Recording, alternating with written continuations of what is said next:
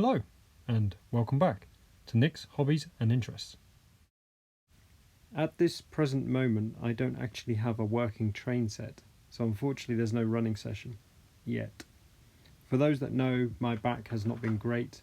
I was down my cabin working on my train set, but after about 30 minutes I became very tired and fatigued and had to come back up to the house. So yes, little work has actually been done.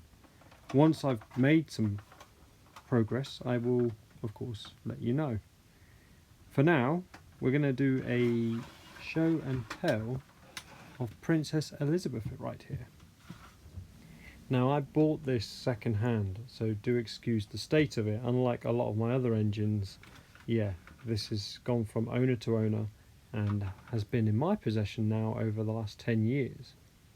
I had it running a long time ago on my old train set before I switched to DCC, and of course before I started the YouTube channel. So even if you scroll all the way back, you're not going to see this, in my personal opinion, beauty appear.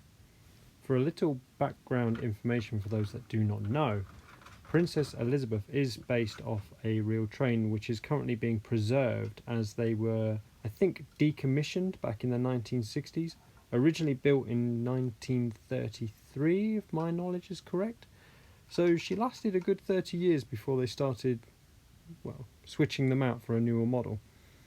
And I believe there is two still being preserved to this day. You've got the Princess Elizabeth, and then you've got the Princess Margaret, I think is the sister.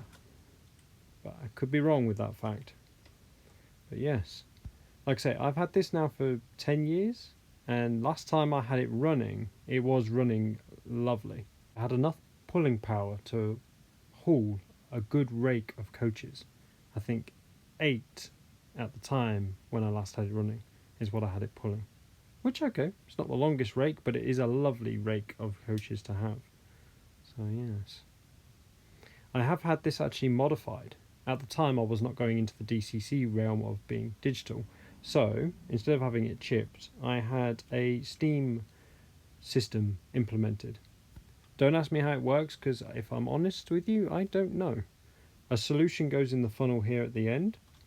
That then is generated into smoke as the engine is going along. I don't know if it's due to a heat transfer. I don't know how it actually operates. But when you do have it going round at a good speed, you can see the smoke beginning to seep out from the top and then gradually building.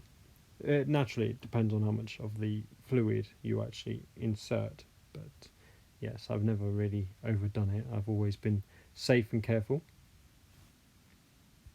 I would call it sentimental because I don't plan to actually part with this engine. And as I'm going into DCC, I can either switch out the smoke feature and add a chip. How easy that will be, I'm not sure.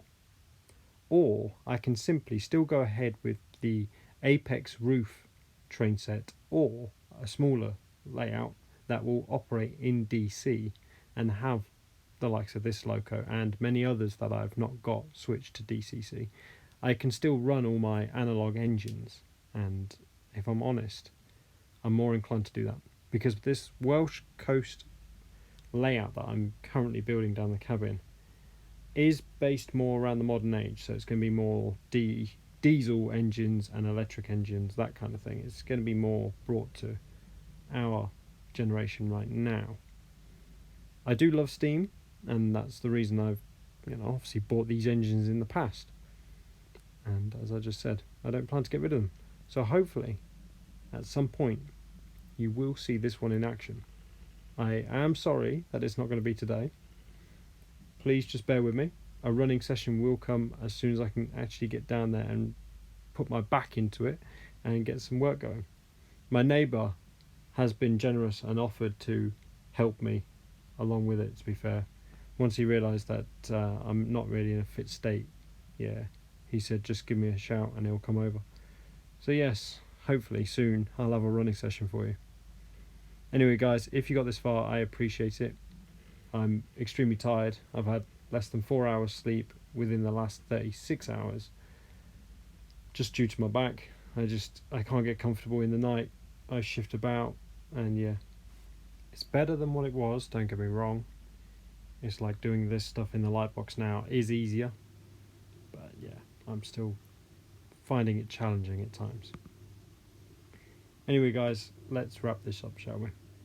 Thank you if you got this far for watching.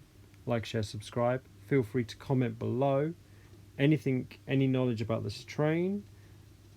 Tell me about your train sets, your model railways, the trains you own. Just anything, really. Just fire away in the comment section. And yeah, as always, until next time, take care.